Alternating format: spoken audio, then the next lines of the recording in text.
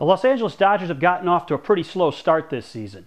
So what's been responsible for it, and can the Dodgers fix it before it's too late? So as you look at some of the big payroll teams in baseball, no one is bigger in 2013 than the Los Angeles Dodgers.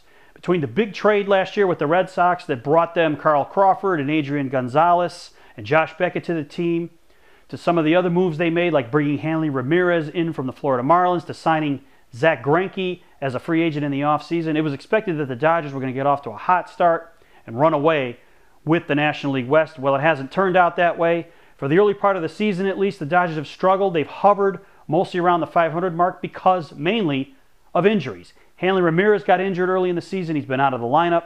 Zach Greinke got injured in that famous brawl with Carlos Quentin. He's not going to be back until June sometime.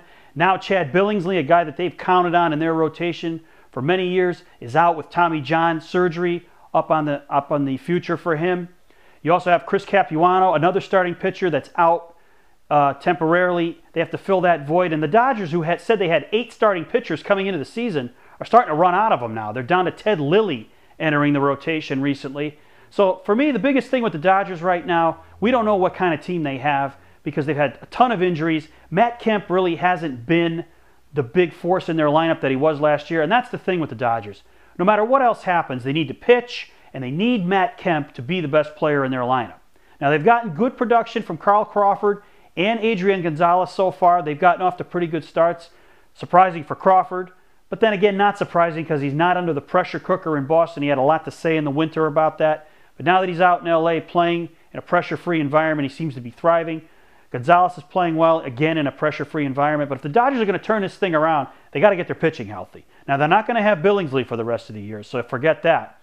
But they're going to get Greinke back, and they're going to get Capuano back, and they're going to need Ted Lilly in that rotation to pitch effectively as well if they're going to bail themselves out of this bad start. I still think the Dodgers will have a good season, but it's going to be tough in that division. The Diamondbacks and the Dodgers are going to be good contenders. The Rockies have gotten off to a pretty good start. So it may not be the easy ride that Dodgers fans saw at the beginning of the season. It's going to be interesting to see how it's going to play out for the Dodgers the rest of the year. But for right now, they're hovering around 500 and struggling.